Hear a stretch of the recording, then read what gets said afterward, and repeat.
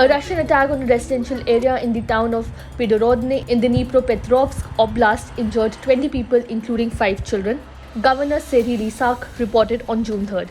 He added that 3 of the children were in serious condition following the attack on a residential district. Earlier videos shared by Ukraine's president showed rescuers searching the remains of a 2-story building. Volodymyr Zelensky has blamed Russia for the attack, but the Kremlin is yet to comment on the events.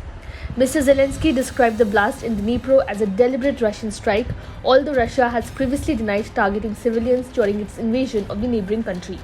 Unfortunately, there are people under the rubble, Zelensky wrote on Telegram. Once again, Russia proves it is the terrorist state. Fires broke out following the Aljet strike in the northern district of the city, according to the regional governor, who said 17 of those injured in the blast were taken to the hospital. Explosions were reported in other parts of the country as well. Air defense systems were engaged early Sunday in repelling air attacks near Kyiv, the head of the military administration of Ukrainian capital Kyiv said.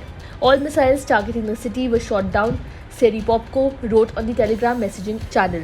Russian air raids over Ukraine have ratcheted up in recent weeks, as have incursions in the opposite direction. Russian officials said on Saturday that Ukrainian shelling killed 2 people in Belgorod, a border region that has been hit by repeated attacks this week.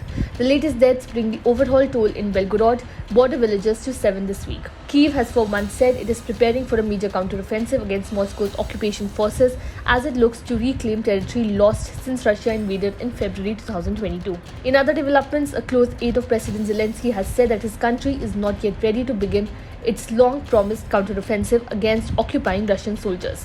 Dr. Ihor Zovkva blamed a lack of weaponry and ammunition. His words appeared at odds with those of Mr. Zelensky, who was quoted just a day earlier saying that Ukraine was ready to start the maneuver.